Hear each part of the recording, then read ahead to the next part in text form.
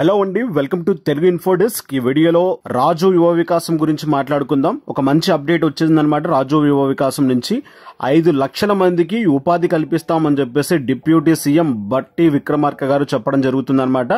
ఇక అప్డేట్ లోకి వెళ్ళినట్లయితే వచ్చే నెల జూన్ 2వ తారీఖు నుంచి 5 లక్షల మందికి రాజు యువ వికాసం ద్వారా ఉపాధి కల్పించబోతున్నామని చెప్పేసి డిప్యూటీ సీఎం మల్లు బట్టి విక్రమార్క గారు చెప్పడం జరుగుతుంది.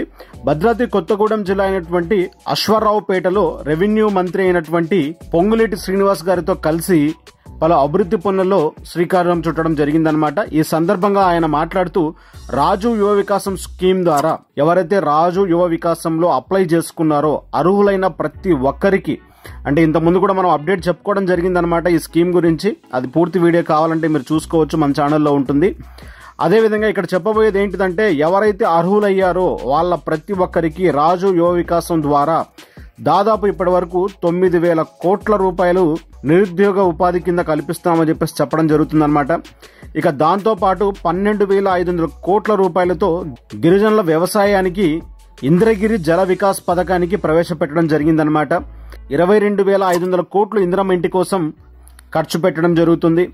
ఇదే విషయం గురించి బీఆర్ఎస్ పైన కాస్త సీరియస్ అవ్వడం జరుగుతుంది మన డిప్యూటీ సీఎం గారు. బీఆర్ఎస్ సర్కార్ వచ్చేసి కాళేశ్వరం పేరుతో లక్షల కోట్లు తెచ్చి గోదావరిలో పోసిందని చెప్పేసి కూడా చెప్పడం జరుగుతుంది. అలాగే కేసీఆర్ గారు 7 లక్షల కోట్లు అప్పు చేసి తమపై మోసారని చెప్పేసి కూడా మండిపడడం జరుగుతుంది. ఇక ప్రభుత్వ సంక్షేమ పథకాలు ప్రజల వద్దకు తీసుకువెళ్లడంలో నిర్లక్ష్యం వహిస్తే కఠిన చర్యలు తీసుకుంటామని చెప్పేసి కూడా ఆయన మాటలో చెప్పడం జరుగుతుంది.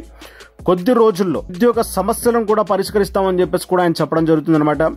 దేశంలోనే రైజింగ్ తెలంగాణను మార్చుతుండగా మిగతా రాష్ట్రాలన్నీ మన వైపే చూస్తున్నాయి అంటున్నారు. మొత్తానికి ఇదనమాట అప్డేట్. ఇక వచ్చే నెల అంటే ఏదైతే జూన్ నెల ఉందో జూన్ 2వ తారీఖు 5 లక్షల మందికి రాజు యువ వికాసం అందుతుందని చెప్పేసి క్లారిటీగా ఇక్కడ మనకు డిప్యూటీ సీఎం గారు చెప్పడం జరిగిందనమాట. ఇక ఈ రాజు యువ వికాసం ఏదైతే ఉందో ఈ పథకానికి సంబంధించి ఎవరైతే అప్లై చేసుకున్నారో మీకు అర్హత ఉందో, మీ సివిల్ స్కోర్ బాగుంటేనే మీకు లోన్ వస్తుందని చెప్పేసి కూడా స్పష్టంగా క్లియర్ గా గవర్నమెంట్ చెప్పడం జరిగిందనమాట. దాని గురించి కూడా మనం వీడియో చేసాం, అక్కడ కూడా మీరు తెలుసుకోవచ్చు అనమాట. మొత్తానికి అప్డేట్ ద్వారా మనకు తెలిసేది ఏంటిదంటే క్లియర్ కట్ గా వచ్చే నెలలో మనకు పక్కాగా రాజు యువ వికాసం ద్వారా ఎవరైతే అప్లై చేసుకున్నారో ఆ పథకం అనేది ఎలిజిబిలిటీలోకి రాబోతుంది. ప్రతి ఒక్కరికి అంటే ఎలిజిబిలిటీ అయినటువంటి ప్రతి ఒక్కరికి 5 లక్షల మందికి ఉపాధి కూడా ఇవ్వబోతుంది అని చెప్పేసి క్లియర్ కట్ గా మనకు తెలుస్తుంది అనమాట ఈ అప్డేట్ ద్వారా.